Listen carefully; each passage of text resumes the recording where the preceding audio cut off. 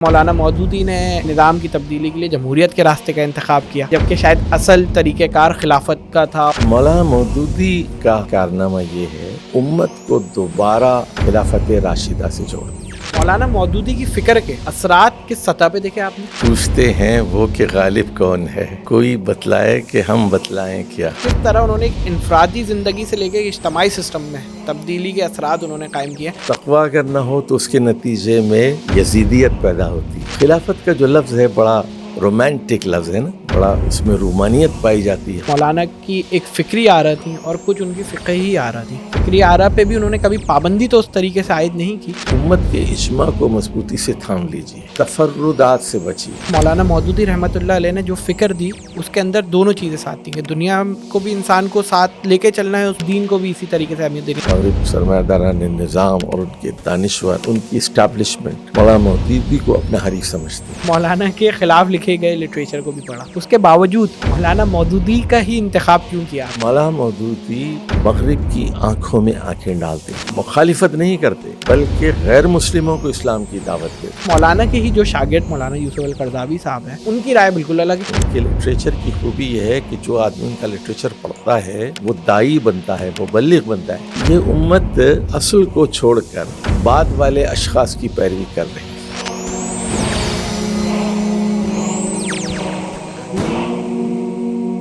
السلام علیکم ورحمۃ اللہ وبرکاتہ۔ Welcome to the solution podcast. ہم نے جو سیریز مولانا مودودی رحمۃ اللہ علیہ کے حوالے سے شروع کی تھی، اس سیریز میں وہ لوگ جنہوں نے مولانا کے ساتھ وقت گزارا، اس کے علاوہ ہم نے ان لوگوں کو بھی اب مدعو کرنا شروع کیا ہے جو مولانا مودودی کی فکر کے اوپر کام کر رہے ہیں۔ مولانا مودودی نے جو علمی ورثہ چھوڑا ہے اس کو لے کر جو ہے اس وقت دنیا میں موجود ہیں اور کام کر رہے ہیں، اور لوگوں کو یہ بتانا چاہ رہے ہیں کہ اصل میں اللہ رب العزت نے جو دین بھیجا ہے اس کی حقیقی معنوں کے ساتھ اس کو لینا، اس کے اوپر عمل کرنا کیسے ضروری ہے۔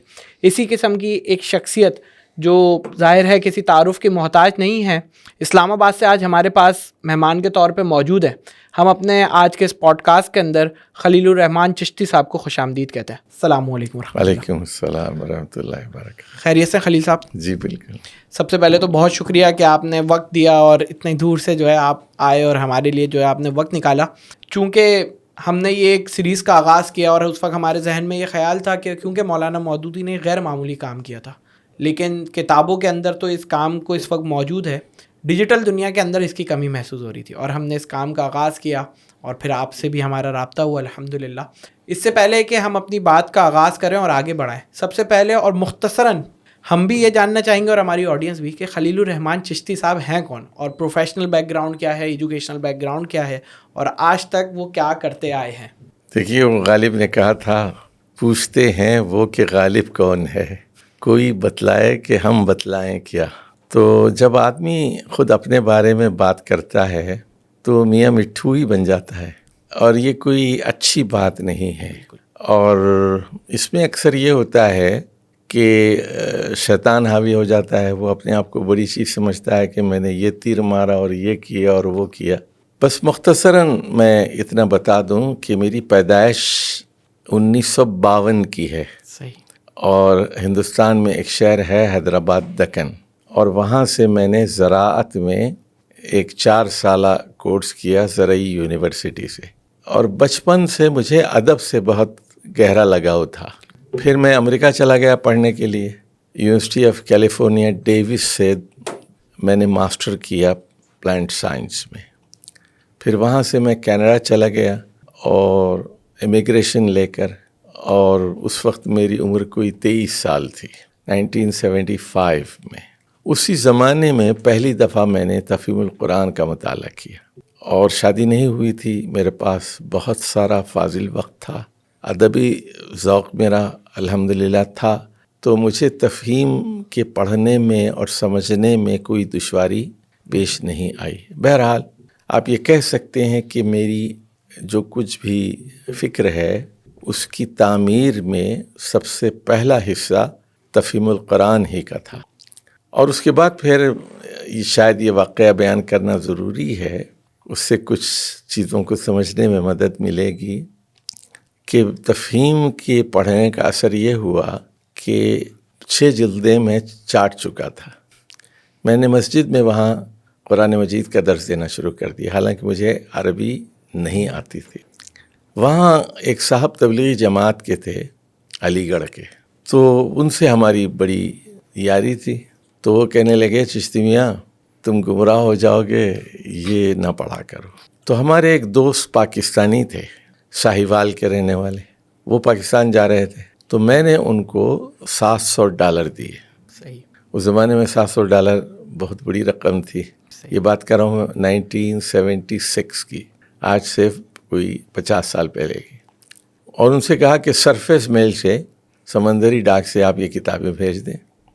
میں نے ان سے کہا کہ مولانا مودودی کی ساری کتابیں بھیج دیں، اور مولانا مودودی کے خلاف جتنی کتابیں ہیں وہ بھی بھیج دیں۔ تو مودودیت کا پوسٹ مارٹم، مودودیت کا ایکس رے، اور مودودی کے خلاف فتوے، فتنے مودودیت وغیرہ وغیرہ، وہ ساری کتابیں ہمارے پاس آ گئیں۔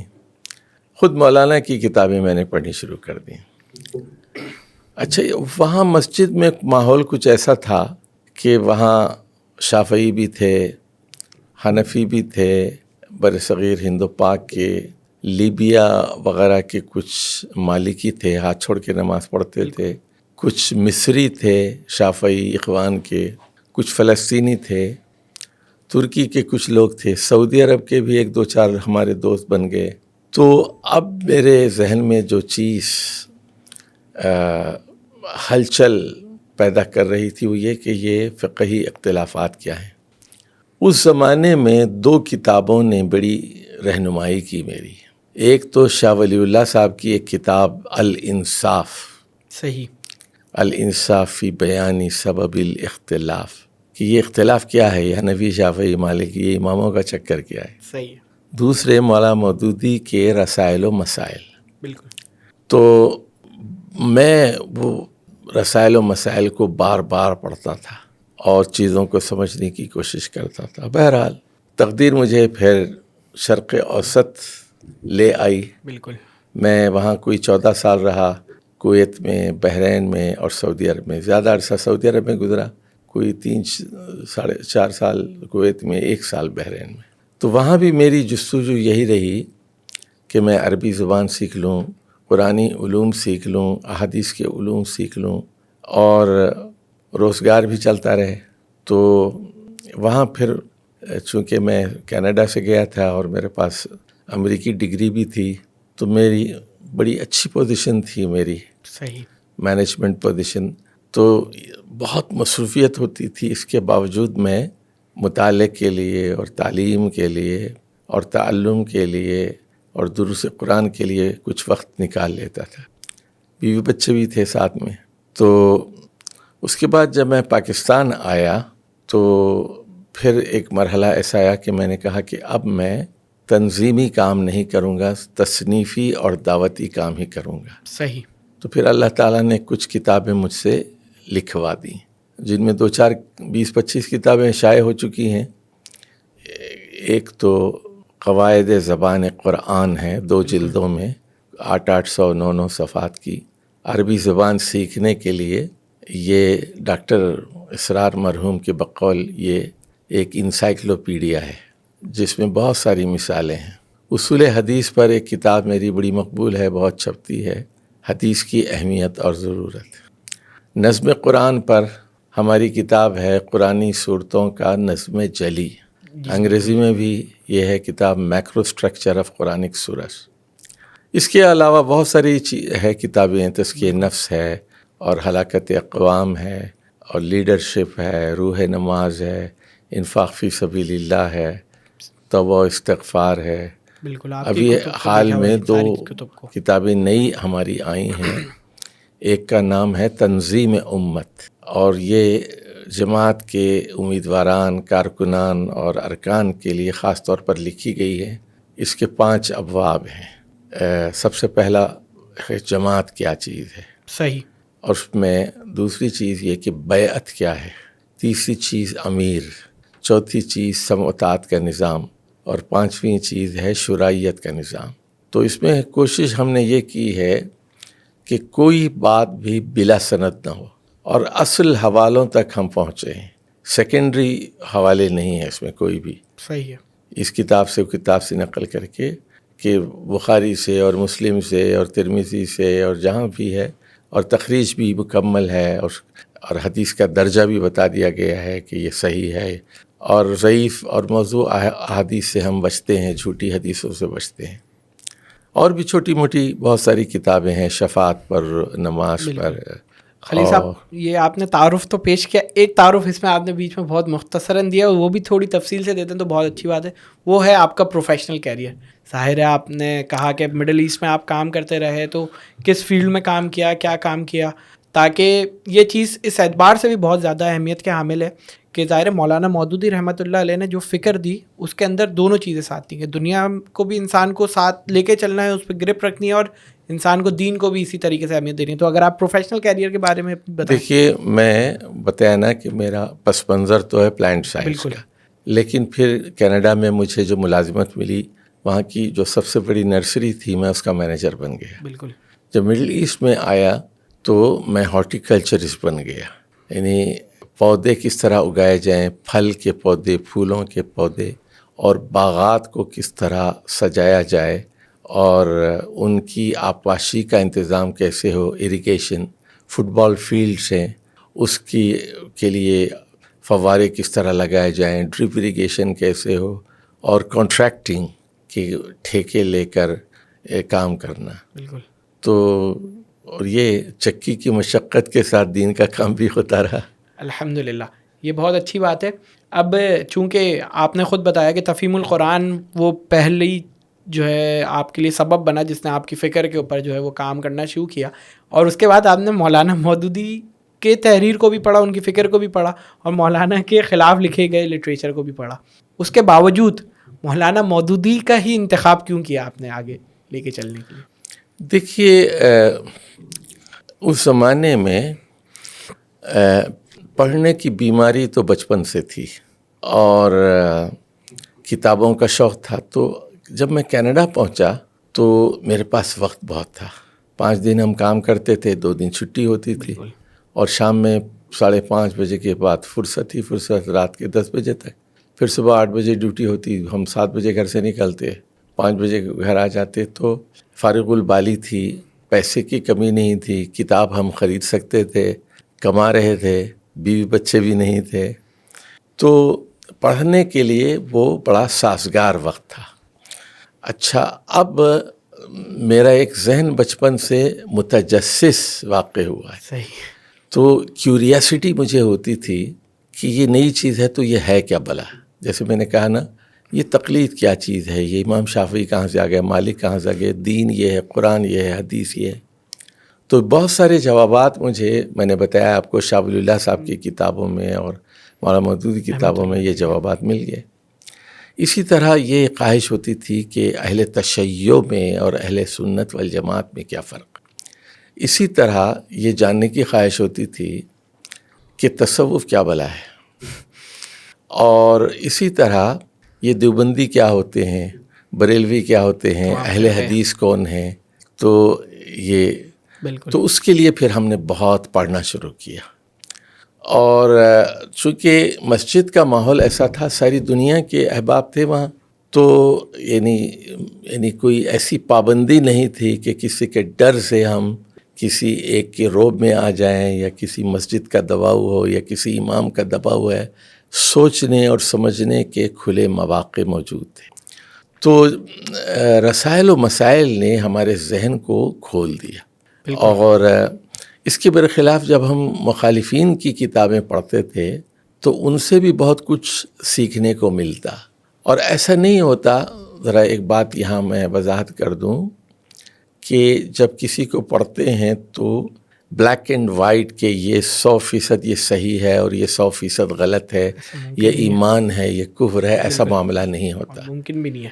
تو جب آپ مختلف لوگوں کو پڑھتے ہیں اور مختلف بڑے علماء کو پڑھتے ہیں تو دیکھتے یہ ہیں کہ ان میں اتفاق کن باتوں پر ہے، نمبر 2 اختلاف کن باتوں میں ہے، اور اختلاف کے لیے یہ کیا دلیل پیش کر رہے ہیں اور یہ کیا دلیل پیش کر رہے ہیں، بالکل، اس مسئلے میں یہ زیادہ قوی ہیں یا یہ زیادہ، دوسرے مسئلے میں ان کی دلیل بہتر ہے یا ان کی دلیل بہتر ہے۔ تو دیکھیے چونکہ میں ایک سائنس کا اسٹوڈنٹ تھا تو اس کا فائدہ یہ ہوتا ہے کہ ہم آنکھ بند کر کے کسی چیز کو من و ان قبول نہیں کرتے، بلکہ ہم پڑھتے ہیں، سوچتے ہیں، تجزیہ کرتے ہیں، دیکھتے ہیں، تولتے ہیں. تو اور اس کے بعد آپ کا ایک پس منظر بھی ہوتا ہے آپ کے والدین کی طرف سے، آپ کے خاندان کی طرف سے، اور بتدریج آپ کی علماء سے صحبتیں اور کتاب کی صحبت، نیک لوگوں کی صحبت سے آپ پچھلے تصورات اور عقائد اور خیالات کو آہستہ آہستہ کر کے ان کو چھوڑتے جاتے ہیں اور نئے راستوں کا انتخاب کرتے جاتے ہیں. تو یہ ایسا ہوا. تو اس کے فوائد بھی ہوئے کہ ہم نے یہ جاننے کی کوشش کی کہ بحیثیت مجموعی مولانا مودودی کی کیا کنٹریبیوشن ہے، اور بڑے بڑے لوگ گزرے ہیں تاریخ میں، تو اور یہ بھی ایک بہت بڑا نام ہے، تو ان کی کیا کنٹریبیوشن ہے تاریخ کے اس مرحلے پر. اس طرح ہم نے چیزوں کا جائزہ لینا شروع کیا. اب اگر مختصراً آپ یہ بتا سکیں کہ وہ یہی سوال اصل میں بنتا ہے کہ آپ نے مولانا کو پڑھا، تنقیدی نظر سے بھی پڑھا اور ہر پہلو سے دیکھا، تو آپ نے کیا حاصل کیا اور آپ کا کیا حاصل مطالعہ تھا کہ جس نے آپ کی ڈیڈیکیشن اتنی بڑھا دی کہ بعد میں آپ نے اپنی زندگی کے کئی سال اسی فکر کی ترویج میں، اس فکر کے عملی جامے میں ڈھالنے کے لیے آپ نے جو ہے وہ صرف کر دی؟ دیکھیے، جہاں تک مولانا مودودی کی فکر کا تعلق ہے تو دو باتیں آپ کے ذہن میں ہونی چاہیے. پہلی بات یہ ہے جو مجھے بہت متاثر کرنے والی تھی اور جس پر میں گزشتہ 50 سال سے پوری طرح قائم ہوں، اور مجھے اپنے راستے میں تبدیلی کی کوئی ضرورت محسوس نہیں ہوئی. پوری استقامت کے ساتھ مقام فیض کوئی راہ میں جچا ہی نہیں، جو کوئے یار سے نکلے تو سوئے دار چلے. تو وہ یہ تھا کہ مولانا مودودی یہ کہتے تھے کہ اگرچہ کہ رسول اللہ صلی اللہ علیہ وسلم اور ہمارے درمیان 1300 ساڑھے 1300 سال کا فاصلہ ہے، اس کے باوجود ہمیں اصل کی طرف لوٹنا ہے. بالکل اصل چیز وہی ہے جو قرآن اور حدیث کہتے ہیں. آخری رسول، آخری کتاب، آخری رسول کی احادیث، یہ اصل چیز ہے. آخری وہی اصل چیز ہے، اس کی طرف ہمیں لوٹنا ہے. اور رسول اللہ صلی اللہ علیہ وسلم کے بعد کوئی معصوم نہیں ہے، کوئی انفالبل نہیں ہے. بالکل. اور پھر وہ خود اپنے بارے میں یہ کہتے تھے کہ میں بھی غلطی کر سکتا ہوں، میں بھی ایک انسان ہوں. بالکل ایسی ہے. تو یہ بہت بڑی ان کی عظمت ہے ان کی. دوسری بات وہ یہ کہتے تھے کہ ہم خلافت راشدہ کے احیاء کے لیے اٹھے. اب یہاں ایک ضمنی بات ذرا سمجھ لیجئے، یہ میری رائے ہے اور اس سے دوسرے لوگ اختلاف کر سکتے ہیں، کہ یہ امت اصل کو چھوڑ کر بعد والے اشخاص کی پیروی کر رہی ہے. صحیح ہے.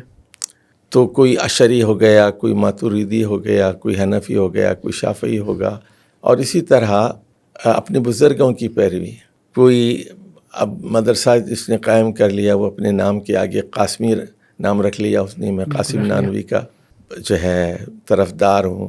کسی نے اعلیٰ حضرت کے نام سے اپنی نسبت جوڑ لی، اور کچھ نے اہل بیت سے نسبت جوڑ کر اپنے آپ کو اس نے موسوی اور رضوی اور اس طرح بہت سارے نام رکھ لیے. کچھ نے فاروقی اور صدیقی رکھ لیا اپنا نام، عثمانی، علوی رکھ لیا. تو مولانا مودودی کا ہم یہ سمجھتے ہیں کہ کارنامہ یہ ہے کہ انہوں نے 1300 ہجری کے بعد امت کو دوبارہ خلافت راشدہ سے جوڑ دیا. صحیح. اچھا، یہ امت سانس لے رہی تھی، اس نے صحابہ کو چھوڑ دیا تھا، اور بحیثیت مجموعی ہمارے ادب پر، ہماری شاعری پر، ہمارے فکر پر بایزید بستامی اور حسین بن منصور حلاج اور غزالی چھائے ہوئے تھے. صحیح. رحمہ اللہ. تو مولانا نے یہ بات پیش کی کہ ہمیں اصل کی طرف لوٹنا ہے. یعنی دو باتیں ہوئی. کہ بعد کے زمانے میں یہ ہوا کہ ہمارے آئیڈیل مثالی لوگ کون ہو گئے؟ حلاج، بالکل لوگ ان الحق. اور لوگ کہتے ہیں دیکھو کتنا بڑا آدمی تھا، کتنے بڑے لوگ تھے. اور کوئی ابو بکر صدیق اور حضرت عمر فاروق کو اپنا آئیڈیل نہیں بناتا تھا، اس نظام کو آئیڈیل نہیں بناتا. خلافت علی منہاج النبوہ کو اپنا آئیڈیل نہیں بناتا تھا. تو مولانا مودودی نے اس سلسلے میں یہ کہا کہ ہمارے لیے مثال خلفائے راشدین ہے، جن کی تربیت خود آخری رسول محمد صلی اللہ علیہ وسلم نے کی تھی. تو یہ دو بنیادی باتیں ہیں، اس کو ذہن میں رکھ لیجئے. اچھا، اب خلافت راشدہ کیا چیز ہے؟ ذرا دو جملوں میں ذرا اس کو بھی سمجھنے کی. خلیل صاحب آپ یہ بات سمجھائیں، اس سے پہلے ایک سوال ہے جو شاید اسی سے کنیکٹ ہو جائے گا آگے جا کے، اور وہ یہ ہے کہ خود آپ نے بتایا کہ مولانا مودودی رحمۃ اللہ علیہ کی اپروچ یہ تھی کہ ہم خلافت راشدہ کے نظام کو واپس لائیں اور اصل کی طرف لوٹیں. اور بعد ازاں ہم نے دیکھا یہ، اور آج بھی یہ ڈبیٹ موجود ہے اور شاید زور و شور سے موجود ہے، کہ مولانا مودودی نے اقتدار کے لیے، نظام کی تبدیلی کے لیے جمہوریت کے راستے کا انتخاب کیا، اور جبکہ شاید اصل طریقہ کار خلافت کا تھا. اور یہی ہوا، بعد میں بہت سارے لوگ کھڑے ہو گئے اس نعرے کے ساتھ، اور اس پہ مولانا سے اختلاف بھی کیا. تو پھر یہ انتخاب کیوں جب اصل کی طرف جانا ضروری تھا؟ اور آپ آگے کیونکہ خلافت راشدہ کا ہی بتانے چاہ رہے ہیں، تو یہ دونوں باتیں اگر مکس کر کے کنکلیوڈ کر دیں تو بہت اچھی بات ہوگی، دو چیزوں کا جواب ایک ساتھ مل جائے گا. جی دیکھیے، خلافت راشدہ کو اگر ہم ایک جملے میں بیان کرنا چاہیں تو یہ ہے کہ ایسی حکومت، ایسی عادلانہ حکومت جو رسول اللہ صلی اللہ علیہ وسلم کی طرز حکومت کے قریب ہو، اور جس میں تقوی ہی تقوی ہو، خوف خدا ہو. بالکل. اچھا، اب یہ دو چیزیں ہیں، ایک تقوی ہے اور ایک اقتدار ہے. بالکل. تو تقوی اور پاور، ان دونوں کے امتزاج کو خلافت راشدہ کہتے ہیں. صحیح ہے. اچھا، اب ان دونوں کے درمیان جب طلاق ہوتی ہے یا کوئی خلا لے لیتی ہے بالکل خاتون، تو پھر ہوتا یہ ہے کہ وہ خلافت بلا تقوی ہوتی ہے. صحیح ہے. یا تو وہ ڈکٹیٹرشپ ہوتی ہے، عامری. یا آمریت ہوتی ہے، یا موروثی حکومت ہوتی ہے. بالکل. اور اگر تقوی اس کے اندر قوت قاہرہ نہیں ہے، پاور نہیں ہے، اور صرف تقوی ہی ہے، اس کے نتیجے میں تصوف پیدا ہوتا ہے. صحیح ہے. بالکل. تو اور تقوی اگر نہ ہو تو اس کے نتیجے میں یزیدیت پیدا ہوتی ہے. صحیح ہے. سمجھ گئے بات؟ بالکل. اب آپ نے اس سلسلے کا جو اگلا سوال کیا ہے کہ یہ جمہوریت اور خلافت کیا ہے. اچھا، اس میں ہمارے بہت سارے دوست سادہ لو اور بھولے بھالے لوگ غلط فہمی کا شکار ہو جاتے ہیں، اور وہ لفظوں میں الجھ جاتے ہیں، اور لفظ کے مفہوم میں، اصطلاح کی گہرائی میں اترنے کی کوشش نہیں کرتے. تو خلافت کا جو لفظ ہے بڑا رومانٹک لفظ ہے نا، بڑا اس میں رومانیت پائی جاتی ہے. خلافت چاہیے، جو خلافت یہ گندا نظام ہے، یہ رشتہ جمہوریت ہے، چھوڑو اس کو. ایسے ہی ہے. اچھا، سوال یہ ٹھیک ہے، خلافت ہونی چاہیے. تو سوال یہ ہے، پہلا سوال یہ ہے کہ خلیفہ کا انتخاب کیسے ہوگا؟ پرانے زمانے میں مدینے کے اندر یہ انتخاب بہت آسان تھا. کچھ رسول اللہ صلی اللہ علیہ وسلم کی ہدایات تھیں، جیسے جو ہے خلافت قریش میں ہوگی، اور رسول صلی اللہ علیہ وسلم نے کہہ دیا تھا کہ یہ 10 لوگ جنت میں جائیں گے. بالکل. تو حضرت ابو بکر نے حضرت عمر کا انتخاب کیا، مشورہ کیا، ایک رائے خلاف میں آئی، باقی سب تائید میں تھی. تو جمہور کا فیصلہ یہی تھا بالکل کہ حضرت عمر ہو، میرا لوگ خلیفہ ہو گئے. جب ان کی شہادت ہو گئی تو اس وقت 10 لوگوں میں سے حضرت ابو بکر کی وفات ہو چکی تھی، اور حضرت ابو عبیدہ الجراح کی وفات ہو چکی تھی. 8 لوگ تھے، اور 8 میں سے بھی ایک حضرت عمر اب مرنے ہی والے تھے، زخمی تھے. اب رہ گئے 7. خلیفہ کون ہو؟ ایک حضرت عمر کے اپنے چچا زاد بھائی تھے بنو عدی سے، انہوں نے ان کا نام نکال دیا کہ میرے خاندان سے نہیں ہوگا. صحیح ہے. اب رہ گئے 6 کی کمیٹی بنا دی انہوں نے، بھئی 6 میں سے خلیفہ ہوگا. اور معیار یہ تھا کہ یہ سابقون الاولون میں سے ہیں، رسول اللہ صلی اللہ علیہ وسلم کی ابتدائی صحابہ میں سے ہیں، الاول ہیں، نیک ہیں اور صاحب علم ہیں، صاحب تقویٰ ہیں، قریش میں سے ہیں. قریش ان کی بالادستی کو تسلیم کریں گے، سارا عرب قریش کو تسلیم کرتا ہے. تو پھر 4 لوگوں کے وڈرا ہونے کے بعد 2 نام رہ گئے، حضرت علی کا، حضرت عثمان کا. تو عبد الرحمن بن عوف نے کہا کہ آپ میرے حوالے کر دیں، میں فیصلہ کروں گا اس میں. وہ سینئر آدمی تھے. تو انہوں نے پھر مختلف خاندانوں کے پاس جا کر مشاورت کی، یہاں تک کہ عورتوں سے مشورہ کی، حج کے لیے جو قافلے آئے تھے ان سے مشورہ کیا، خواتین کے ڈیروں پہ جا کے مشورہ کیا، اور اس کے بعد کہا کہ فجر کے وقت آ جائیے اب 2-4 دن کے بعد. اور اس کے بعد انہوں نے تقریر کی، اور اس کے بعد کہا کہ اکثریت حضرت عثمان کے حق میں ہے. تو اب اس میں بھی ذرا غور فرمائیے کہ 6 لوگ تھے، تو 4 میں سے ایک ان کے خاندان کے آدمی تھے. بالکل. انہوں نے اپنے خاندان کے آدمی کے بجائے انہوں نے دوسرے خاندان کے آدمی کا نام پیش کیا. صحیح ہے.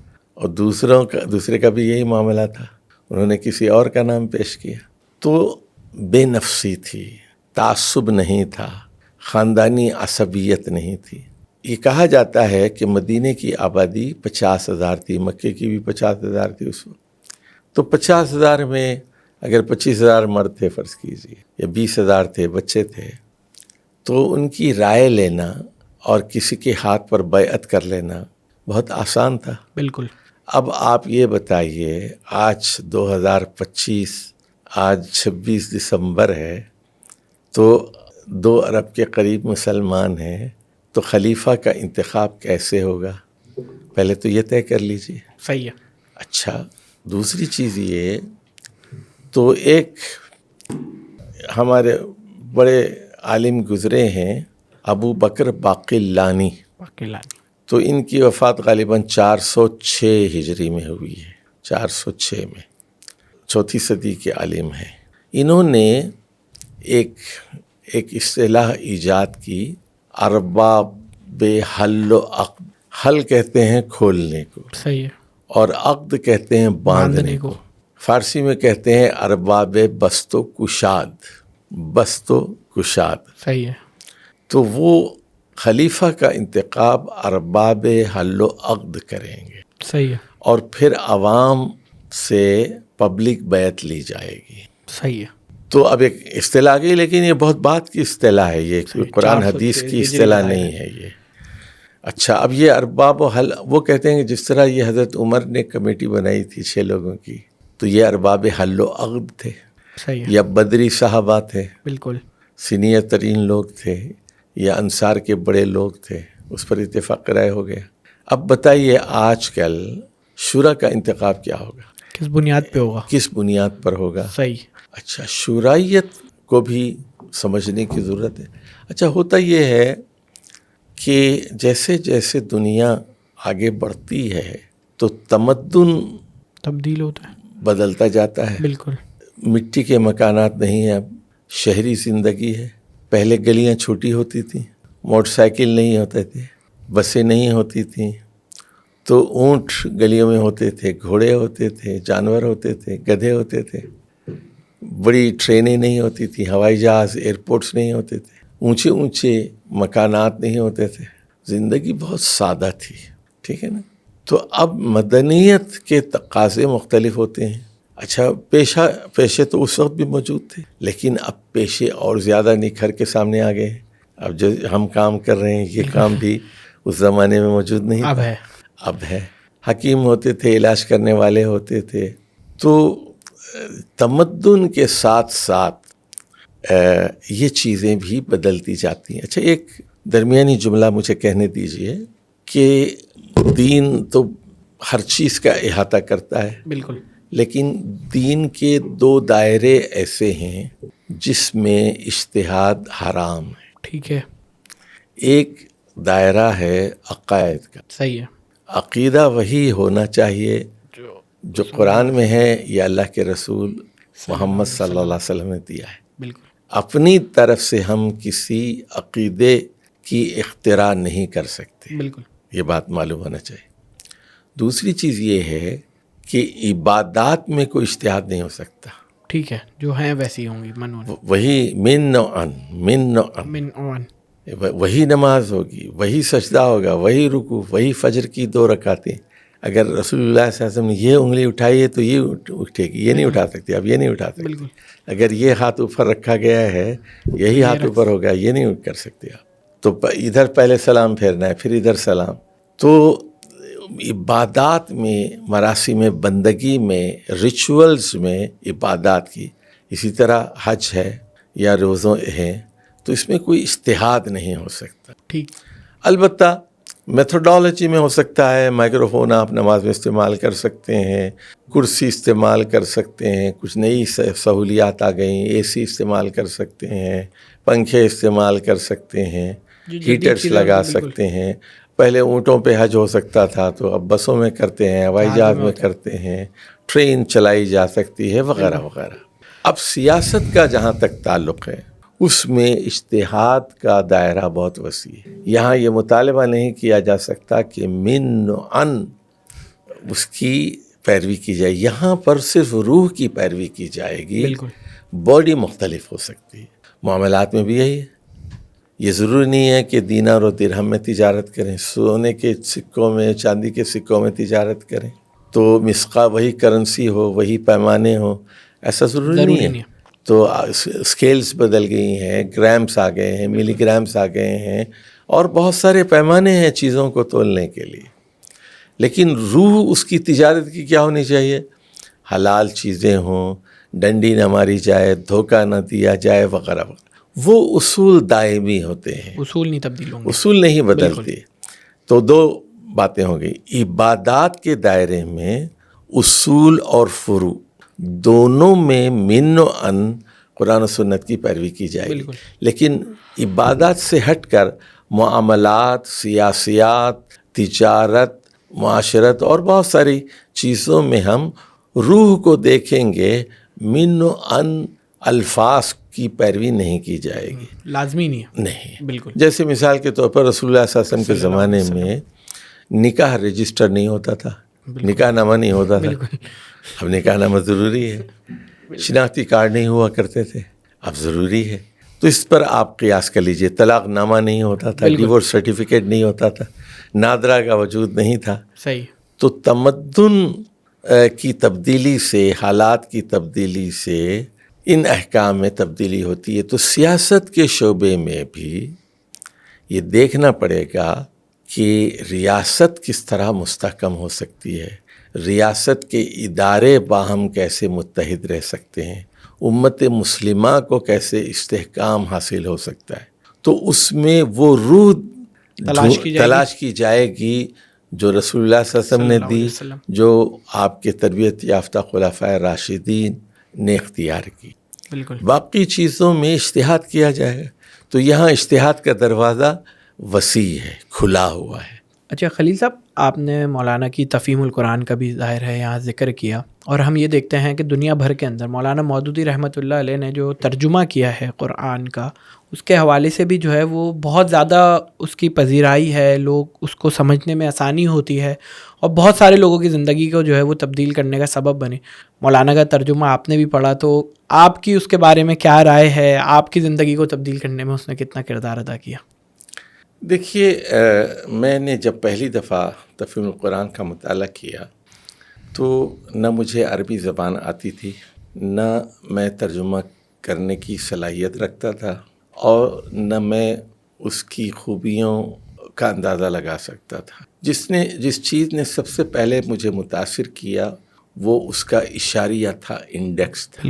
تو میرے پڑھنے کا انداز کچھ اس طرح تھا, چونکہ میں ظاہر امریکن یونیورسٹی کا طالب علم تھا, جس طرح وہاں کتابیں پڑھتے ہیں اور جس دل جمعی کے ساتھ پڑھتے ہیں اور مضمون کے اندر اتر جاتے ہیں, تو تفہیم کی 6 جلدیں میرے ٹیبل پہ کھلی ہوئی ہوتی تھی, اور میں ایک پہلی جلد دیکھ رہا ہوں, پھر دوسری جلد پہ جا رہا ہوں, تیسری, چوتھی میں, 5ویں میں, ادھر سے ادھر, ادھر سے ادھر, اور مجھے حیرت ہوتی تھی, اچھا اس میں یہ مضمون بھی آیا ہے, اس میں فارن پالیسی بھی آئی ہے, اس میں وراثت کے معاملات بھی آئے ہیں, اس میں حیض و نفاس کے احکام بھی ہیں, اس میں طلاق کا بھی ذکر ہے، خاندانی نظام کا ذکر ہے، خلا کا ذکر ہے، وضو اور طہارت کا ذکر ہے، اس میں سود کا ذکر ہے، جنگ کا ہے، صلح کا ہے، آئلی قوانین ہے.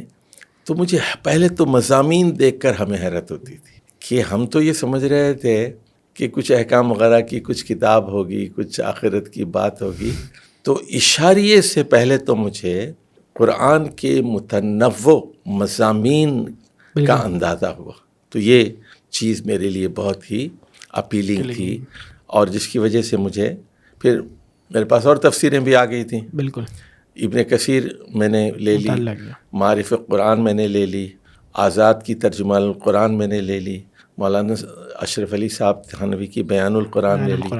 اس طرح میرے پاس پھر انگریزی کی کچھ تفسیریں تھیں، پکتال کی تھی اور عبداللہ یوسف علی کی تھی. تو ابتدا میں بات کر رہا ہوں یہ 76-77 کی میرے پاس 7-8 تفسیریں جمع ہو چکی. لیکن جب میں نے عربی زبان سیکھی اور بالخصوص العربیہ الفصحی، قرآن کی عربی اور عربی کو سمجھنے کی اور ترجمے کی صلاحیت پیدا ہوئی، اور لغات کو دیکھنا شروع کیا، اور کئی تفاسیر کا تقابلی جائزہ لینے کا موقع آیا، پھر اس کے حسن ہم پر کھلے. یہ ہے. صحیح. چلیں، یہ تو بہت اچھی بات ہے، اور ظاہر ہے ہم دنیا بھر میں دیکھ بھی رہے ہوتے ہیں اس حوالے سے کہ مولانا کی تحریر کو بھی، مولانا کے ترجمے کو بھی، اور ان کی تفسیر کو بھی جو ہے وہ بہت زیادہ پسند کیا جاتا ہے. اس کے اندر ایک سوال جو ہمارے ذہن میں بھی تھا، اور ظاہر ہے کہ ہم نے یہ دیکھا مولانا کی ایک فکری آرا تھیں اور کچھ ان کی فقہی آرا تھیں. فکری آرا پہ بھی انہوں نے کبھی پابندی تو اس طریقے سے عائد نہیں کی، لیکن فقہی آرا میں تو ان کی اور نرمی تھی. ظاہر ہے ہم مختلف مواقعات پہ ایسا ہوا کہ انہوں نے بولا کہ بھائی یہ میری رائے ہے یا آپ کی مجھ پہ مختلف ہو سکتی ہے. تو آپ کی نظر میں مولانا کی فقہی رائے کی کیا حیثیت ہے، اور کس حد تک جو ہے ہمیں اس پہ عمل کرنا چاہیے، یا ان کو چیزوں کو، کیونکہ ہم یہ دیکھتے ہیں بعد میں مولانا کے ہی جو شاگردوں کے طور پہ کہلایا مولانا یوسف القرضاوی صاحب ہیں، تو ان کی رائے بالکل الگ ہے کچھ موقع پہ جو ہے وہ مولانا کی رائے سے. تو اس حوالے سے مولانا کی فقہی رائے پہ آپ کی کیا رائے ہے؟ دیکھیے، پہلے تو ایک بات ذرا سمجھ لیجئے کہ مولانا مودودی نے امیر بننے کے بعد جو ارکان کے سامنے اس وقت 75 ارکان تھے، جو پہلی تقریر کی اور جو رودات اول میں درج ہے، وہ ایک تاریخی اور اصولی تقریر ہے. اور اس اجتماع میں اکثریت علماء کی، بڑے علماء موجود تھے. تو اس میں انہوں نے یہ کہا کہ ہمارے کچھ فیصلے اجتماعی ہوں گے، جماعت کی شورا غور کرے گی اور کسی بھی مسئلے کے مثبت اور منفی پہلوؤں کو دیکھے گی، جانچے گی، پرکھے گی. اس کے بعد بحیثیت مجموعی ایک رائے قائم ہوگی. بالکل. اور جب شورا کا فیصلہ ہو جائے گا تو اس کی پابندی ہر رکن کے لیے لازمی اور ضروری ہوگی. بالکل. لیکن کلامی معاملات میں اور فقہی معاملات میں میری ایک اپنی رائے ہے، اس رائے سے آپ اختلاف کر سکتے ہیں. بالکل. اور جماعت کے اندر جو علماء ہوں گے وہ پوری طرح آزاد ہوں. یہ بہت بڑی اور اصولی بات تھی. پاکستان میں تو اس کا موقع کم ملا، وہ الگ بحث ہے. لیکن ہندوستان میں جس وقت یہ 41 میں تو متحدہ ہندوستان تھا. بالکل. تو کیرلا اور جنوبی ہندوستان میں جو لوگ تھے وہ شافعی تھے. صحیح ہے. وہ جماعت میں شامل ہوئے. جماعت کے اندر اہل حدیث کی بہت بڑی تعداد شامل ہوئی. یہ مولانا مسعود عالم ندوی اور حکیم عبدالرحیم اشرف اور غازی صاحب وغیرہ وغیرہ، یہ سب اہل حدیث تھے. اچھا، تیسری طرف ندوۃ العلماء کے بہت سارے لوگ اسلام میں، وہ جماعت اسلامی میں داخل ہوئے.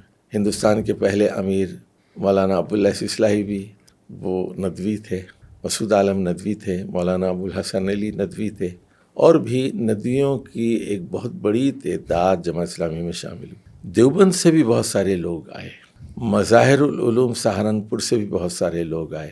اسی طرح ایک مدرسہ تھا اعظم گڑھ میں، مدرسۃ الاصلاح، جو مولانا حمید الدین فراہی نے شامل جو ہے وہ قائم کیا تھا. مولانا حمید الدین فراہی کے ایک شاگرد تو مولانا امین احسن اصلاحی تھے جو پاکستان آ گئے تھے، لیکن ایک شاگرد تھے مولانا اختر احسن اصلاحی، وہ ہندوستان میں ہی رہے، ہندوستان کی جماعت اور شورا کے وہ رکن تھے، بہت بڑے قرآن کے عالم۔ اچھا، ان کی عجیب بات یہ تھی کہ وہ بول نہیں سکتے تھے، تقریر نہیں کر سکتے تھے، لکھ نہیں سکتے، لیکن استاد تھے۔ سید سلیمان ندوی جیسا شخص ان کے پاس جا کر کہتا تھا کہ مولانا یہاں مضمون سمجھ بھی نہیں آیا، قرآن سمجھا دیجیے۔ مولانا مودودی جب تفہیم القرآن لکھ رہے تھے، انہوں نے خط لکھا کہ مولانا گاڑی رک گئی ہے، رہنمائی درکار ہے۔ تو ان کے جو شاگرد تھے بہت سارے، وہ سب کے سب جماعت میں شامل ہوئے، اکثریت، خود وہ بھی شامل ہوئے۔ تو جماعت اسلامی کے اندر جہاں ندوی علماء تھے اور دیوبندی علماء تھے، اصلاحی علماء تھے اور شافعی علماء تھے، اہل حدیث علماء تھے، تو وہیں تعلیم یافتہ، جدید تعلیم یافتہ طبقہ علی گڑھ کا اور دوسرے مقامات کا بھی، تو یہ مولانا مودودی کو کریڈٹ جاتا ہے، یعنی وہ واحد آدمی ہیں جنہوں نے دین کی بنیاد پر مختلف الخیال اور مختلف المسالک لوگوں کو مشترکات پر جمع کیا۔ اچھا دیکھیے، جو علامہ یوسف القرداوی ہیں، تو ان کے پس منظر کو ذرا سمجھنا ضروری ہے۔ ہیں تو وہ اخوانی، بالکل، اور یقیناً وہ اس صدی کے بہت بڑے فقیہ ہیں، اس میں کوئی شک نہیں ہے۔ میں نے ان کی کتابوں سے بہت استفادہ کیا، ان کی بعض کتابوں کو میں نے پڑھایا اور کئی بار پڑھا، لیکن بہرحال وہ جامع ازہر کے تھے، بالکل، اور ازہر میں بعض چیزوں کے اندر بہت ہی کشادگی کا ماحول تھا۔ صحیح ہے۔ اور جیسے وہ شیخ شلتوت وغیرہ تھے، اور تو وہ ان کے اثرات یوسف القرداوی پر بھی تھے۔ ظاہر ہے کہ مدرسے کے بھی اثرات ہوتے ہیں، استادوں کے بھی اثرات ہوتے ہیں، تو اس میں جمہور امت کی جو رائے ہے اس کا احترام کیا جانا چاہیے۔ صحیح ہے۔ تو مولانا مودودی کی پردے کے بارے میں جو رائے ہے، مثال کے طور پر وہ چہرے کے پردے کو فرض اور واجب سمجھتے ہیں۔ بالکل، میں ذاتی طور پر اس کو مستحب سمجھتا ہوں، فرض نہیں سمجھتا۔ بالکل، اور اس میں یوسف القرداوی اور شیخ محمد ناصر الدین البانی جو اس دور کے سب سے بڑے محدث ہیں، ان کی رائے کو زیادہ ترجیح دیتا ہوں، لیکن اس پر اختلاف نہیں ہے کہ کوئی چہرہ چھپانا چاہے تو بہت اچھی چیز ہے، افضل ہے۔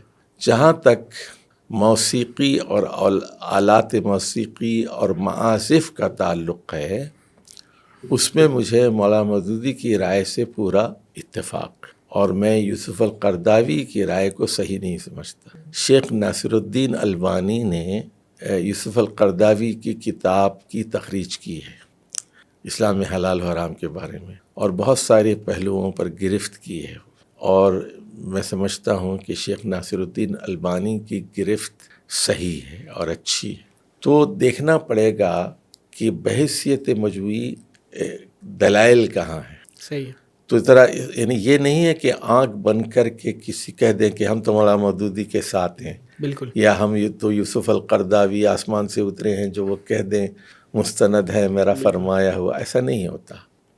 تو کیس ٹو کیس دیکھنا پڑے گا ویری کرے گا کہ کہاں دم ہے۔ بحیثیت مجموعی دیکھیے، معاذ بخاری کی حدیث ہے، میری امت قیامت سے پہلے ریشم کو، زنا کو اور معازف یعنی آلات موسیقی کو حلال کر لے گی۔ سے یہ حدیث صاف بتا رہی ہے کہ یہ اچھا۔ دوسری بات یہ ہے کہ اس سلسلے میں لوگ کہتے ہیں جی ابن حزم نے اس پر اعتراض کیا اور وہ امام غزالی نے اس پر اعتراض کیا، تو اس کا جواب دیا گیا ہے کہ ابن حزم کو غلط فہمی ہو گئی تھی، وہ یہ سمجھ رہے تھے کہ بخاری کی حدیث میں انقطاع ہے، بالکل نہیں ہے، ان کا ایک وہم تھا۔ اور امام غزالی جو ہے ان کا ایک خاص میدان تھا وہ، لیکن وہ حدیث میں وہ مستند نہیں سمجھے جاتے، امام غزالی حدیث میں مستند نہیں سمجھے جاتے۔ تو یعنی دیکھیے، ایک بات یاد رکھیے، جو میری ذاتی رائے ہے وہ میں آپ کو بتا دوں کہ قرآن و سنت کو دیکھیے، صحابہ کے اجماع کو دیکھیے، اور جن مسائل میں احناف، شواف مالکیہ، حنابلہ اور ظاہریہ وغیرہ کا سب کا اتفاق ہے، اس کو امت کے اجماع کو مضبوطی سے تھام لیجئے، بالکل تفردات سے بچیے. اور ہاں کوئی عالم دین ذاتی طور پر اپنے لیے ایک رائے رکھ سکتا ہے، لیکن بہرحال جمہور علماء امت کے راستے پر چلنا ہی، اجماع کی پیروی کرنا ہی یہ سلامتی کی راہ ہے. بالکل. یہ بہت زیادہ تفصیل سے آپ نے بتا دی، اور اچھی بات یہ ہے کہ اصول کی آپ نے بات کی کہ اگر اصول کو کوئی تھام لے تو انشاءاللہ آسانی اس کے لیے ہوگی. بس ہم آخر کی طرف تو جا رہے ہیں. خلیل صاحب، ایک سوال جو آپ کے تجربے سے ہی ظاہر ہے ہمیں اس کا جواب مل سکتا ہے. آپ نے مغرب کا معاشرہ بھی دیکھا، ظاہر ہے امریکہ میں پڑھا، کینیڈا کے اندر رہے، پھر آپ نے مشرق وسطیٰ بھی دیکھی، پورا مڈل ایسٹ دیکھا، پھر پاکستان ظاہر ہے آپ کا وطن ہے، ساری چیزیں.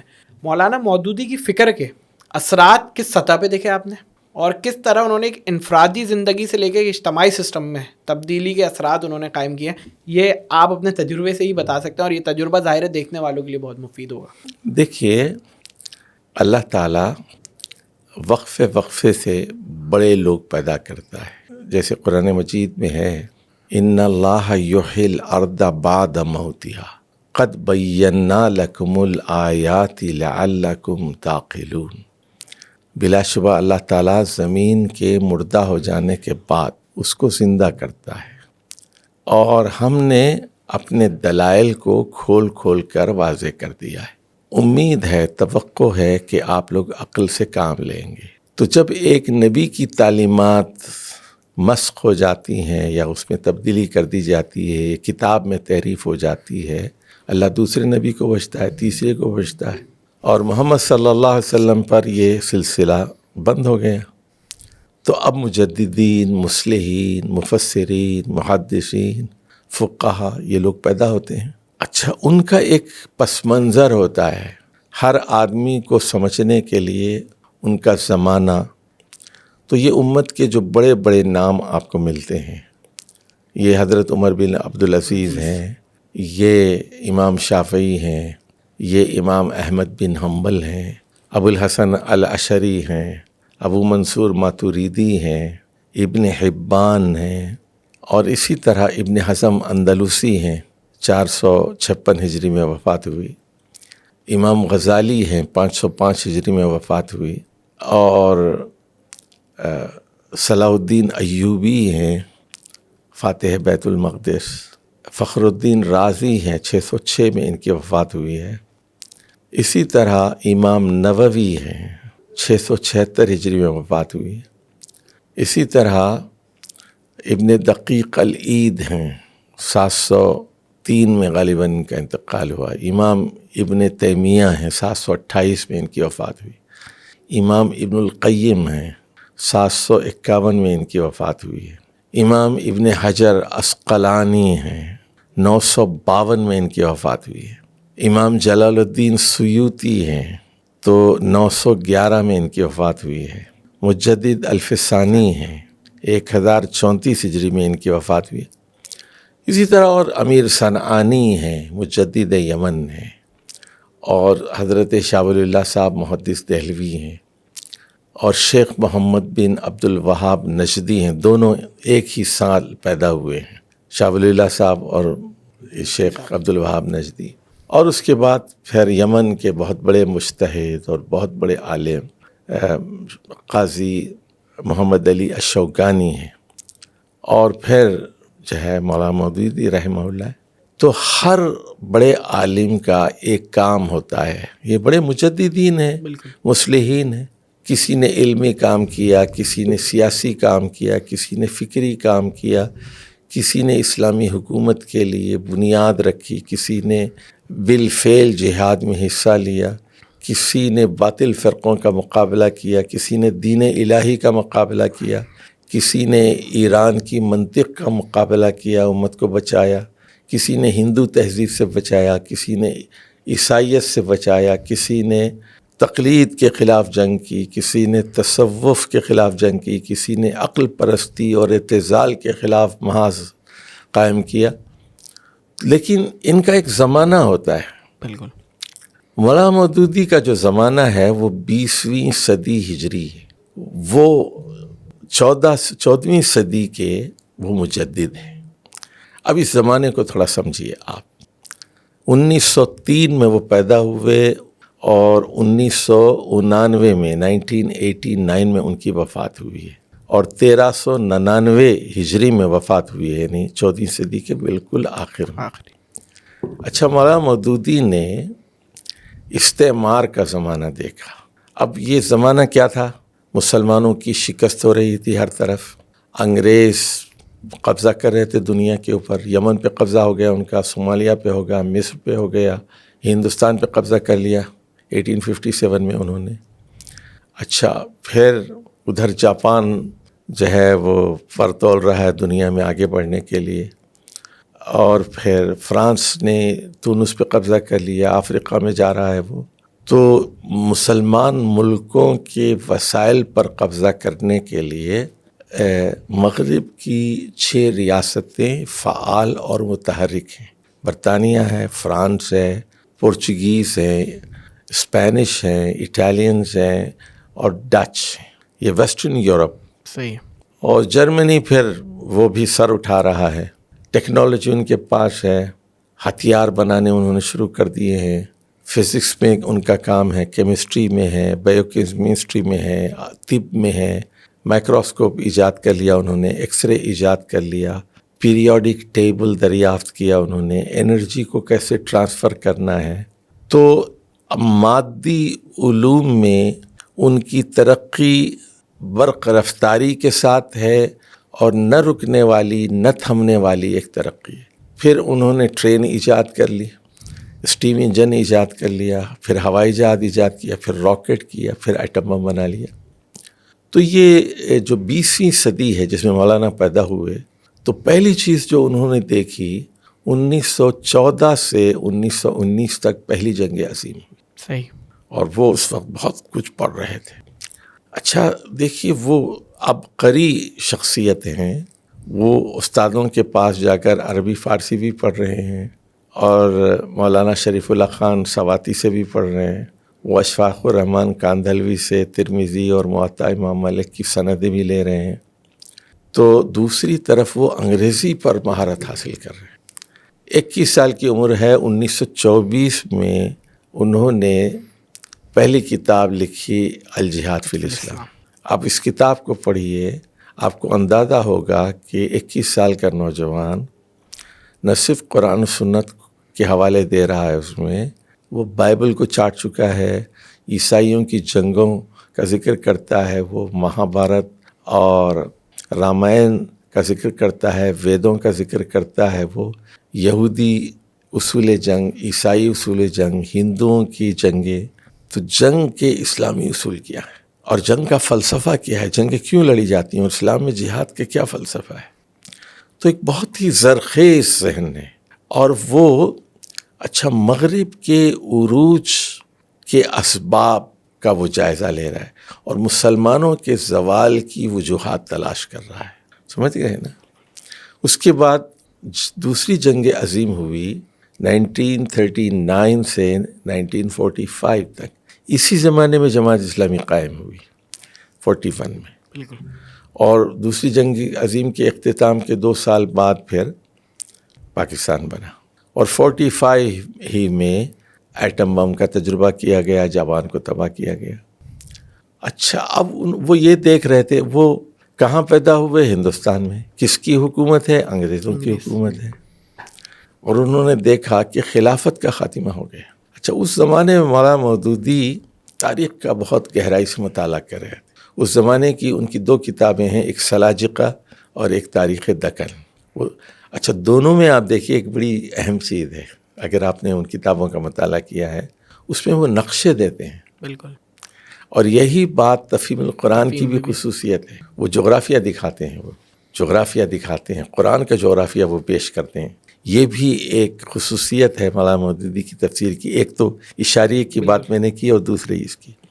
اس کے بعد انہوں نے ویتنام کی جنگ دیکھی 1955 سے 1975 تک، 20 سال کی، اور جنگ ختم ہوئی 4 سال کے بعد مولانا کا انتقال ہو گیا۔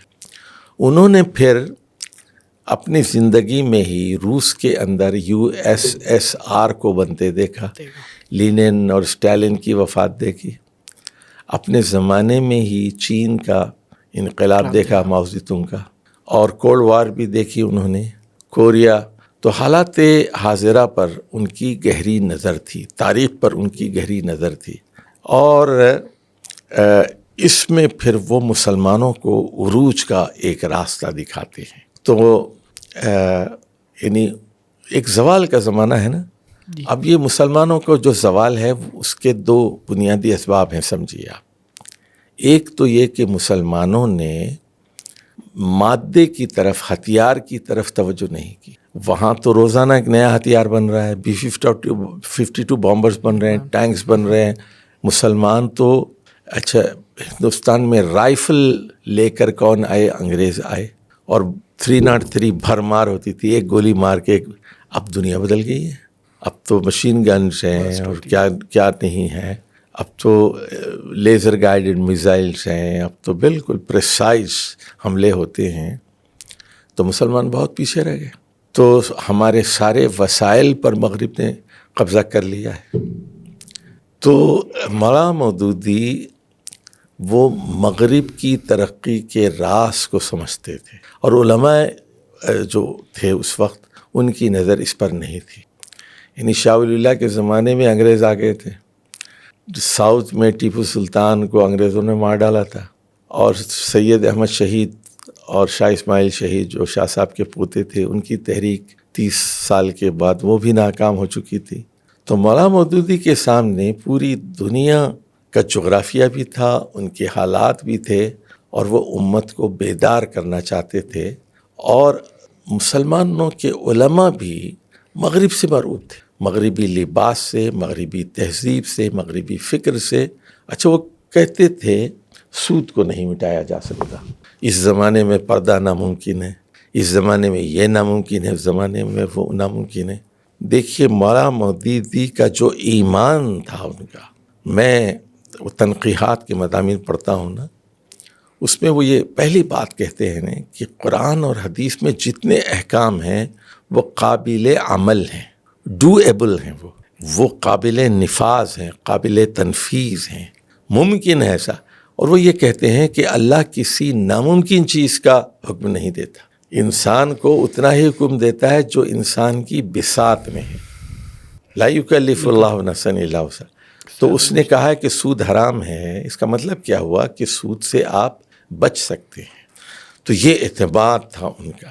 تو وہ چیز جو دوسرے تمام علماء سے، ان کے عہد کے جو علماء تھے مختلف ملکوں میں، اور کیا عالم اسلام اور کیا عالم عرب، معیشت کا نظام ہے، کمائی کس طرح ہو، اخراجات کس طرح ہوں، اور ایک سیاسی نظام ہے، ایک اخلاقی نظام ہے اس کا. تو وہ ایک پورے پیکج کی حیثیت سے اسلام کو پیش کرتے ہیں. تو یہ بات بھی انہیں دوسرے لوگوں سے ممیز اور ممتاز کرتی. اچھا وہ میں بات کر رہا تھا تفہیم القرآن کے ترجمے کی، تو مجھے یاد آتا ہے کہ 2003 میں مولانا مودودی 1903 میں پیدا ہوئے، 2003 میں 100 سال کے بعد ترجمان القرآن نے ایک خاص نمبر نکالا تھا. اس میں نے ایک مضمون لکھا تھا مولانا مودودی کے بارے میں، اور اس وقت میں نے ان کے ترجمے کے بارے میں کچھ باتیں بیان کی. دیکھیے واو زبر واو ہوتا ہے نا، تو عام طور پر اس کے 2-3 ترجمے بڑے معروف ہیں. واو کا مطلب ہے اور واو قسم کے لیے آتا ہے، جیسے والتین ہے، والزیتون ہے. لیکن مولانا مودودی نے تفہیم میں اور ترجمے میں 20 سے زائد ترجمے کیے. حرف واو کیا؟ تو عقل حیران ہو جاتی ہے. سوال یہ ہے کہ یہ سارے ترجمے کہاں سے آتے ہیں؟ کبھی اس کا ترجمہ کرتے ہیں لیکن، کبھی ترجمہ کرتے ہیں اب. تو اچھا اسی طرح لفظ فا ہے، فا کے بھی مولانا تقریباً 20 ترجمے کرتے ہیں. اچھا بعض ترجمے تو ایسے نادر ہیں. اب میں مثال دیتا ہوں، سورہ نور میں حضرت عائشہ پر لگنے والے بہتان کا تذکرہ ہے. تو وہاں کہا گیا کہ والذین جاؤوا بالافک، یہ جو بہتان لے کر آئے ہیں تو یہ تمہارے اندر ہی کا ایک عصبہ ہے، عصبۃ منکم، عصبہ. تو عربی میں عصبہ کا آپ ڈکشنری میں جا کے دیکھیں تو اس کا ترجمہ کرتے ہیں گروہ یا جماعت. اور اس کا یہ جو منافقین کی تھے یہ، اور ان کا سردار تھا عبداللہ بن ابی رئیس المنافقین. تو جماعت کا جو لفظ ہے اردو زبان میں یہ محترم لوگوں کے لیے استعمال ہوتا ہے. صحیح ہے، بالکل. تو کوئی یہ نہیں کہتا کہ منافقین کی جماعت ہے یہ. بالکل. اچھا، گروہ جو ہے وہ اچھا گروہ برا گروہ دونوں معنوں میں استعمال ہوتا ہے. مولانا مودودی نے اس کا ترجمہ کیا ہے یہ تمہارے اندر ہی کا ایک ٹولہ ہے. دیکھ رہے ہیں اب ٹولہ کا ترجمہ سلسلہ کلام کو دیکھ کر اور جن سے متعلق یہ بات ہو رہی ہے اس پورے مفہوم کو وہ اجاگر کرتے ہیں. اچھا دیکھیے، یہودیوں کے بارے میں آیا واللہ خبیر بما تعملون. تو تعملون آپ لوگ جو کچھ کر رہے ہیں، لیکن اس کا وہ ترجمہ کرتے ہیں سلسلہ کلام میں کہ اللہ تعالیٰ تمہارے کرتوتوں سے بہت واقف ہے. تعملون کا کیا ترجمہ کر رہے ہیں؟ کرتوت. یعنی وہ لفظ کا ترجمہ نہیں کرتے، وہ لفظ کی روح کا ترجمہ کرتے ہیں، سلسلہ کلام کو پیش نظر رکھتے ہیں. وہ بات سمجھ میں آ گئی؟ جی بالکل. تو ماہر صاحب نے ان کے بارے میں کہا تھا کہ تیرے طرز تکلم پر زبان ناز فرمایا. واقعی ماہر القادری نے کوئی غلط بات نہیں کی. اچھا، اب ایک اور مثال میں دے دوں. سورہ بقرہ میں یہ کہا گیا کہ آپ کے پاس کوئی آدمی آتا ہے اور مدد کا طالب ہوتا ہے، آپ اس کو دینا نہیں چاہتے یا آپ کے پاس پیسے نہیں ہیں، مدد نہیں کر سکتے، یا آپ مشکل نہیں کر پا رہے، یا آپ نہیں دینا چاہتے کسی وجہ سے، لیکن آپ الٹا کرتے ہی ہیں، اس کو ڈانٹتے ہیں اور کہتے ہیں ہمیشہ منہ اٹھا کے آ جاتے ہو، یہاں درخت پہ پیسے لگے ہوئے ہیں، جاؤ یہاں سے، منہ کالا کرو. قرآن مجید کہتا ہے کہ قول معروف، قول معروف، صدقت خیر من صدقت یتبعها اذى. قول معروف اس صدقے سے بہتر ہے جس کے بعد اذیت اور تکلیف پہنچائی جائے. قول معروف، مولانا مودودی نے اس کا ترجمہ کیا ہے ایک میٹھا بول. قول معروف کا ترجمہ کیا ہے ایک میٹھا بول. ایک میٹھا بول. دیکھیے، قول عربی میں وہ نکرہ ہے، قول، القول نہیں کہا گیا. تو جب نکرہ ہوتا ہے تو اس کا ترجمہ واحد بھی کرتے ہیں. صحیح. تو کہا ایک، اور معروف کا ترجمہ کیا ہے ایک میٹھا بول. کلو وشربو ولا تسرفو، کلو وشربو ولا تسرفو. تو اب ترجمہ تو یہ ہوگا نا، کھاؤ بھی اور پیو اور اسراف مت کرو. مولانا نے ترجمہ کیا ہے کھاؤ پیو، اب واؤ کا ترجمہ چھوڑ دیا. اردو میں کیا ہے؟ کھاؤ پیو لیکن اسراف مت کرو. واؤ کا ترجمہ کیا ہے؟ لیکن کر دیا ہے. کلو وشربو ولا تسرفو. ہمارے پاس ایک صاحب کام کرتے تھے، عالم دین تھے. تو میں نے کہا تم بیٹھ جاؤ سامنے، میرے نوجوان آدمی تھے. میں نے کہا تدبر لے لو، تفہیم لے لو. ہم دونوں بیٹھ کر دونوں ترجموں کو دیکھتے ہیں.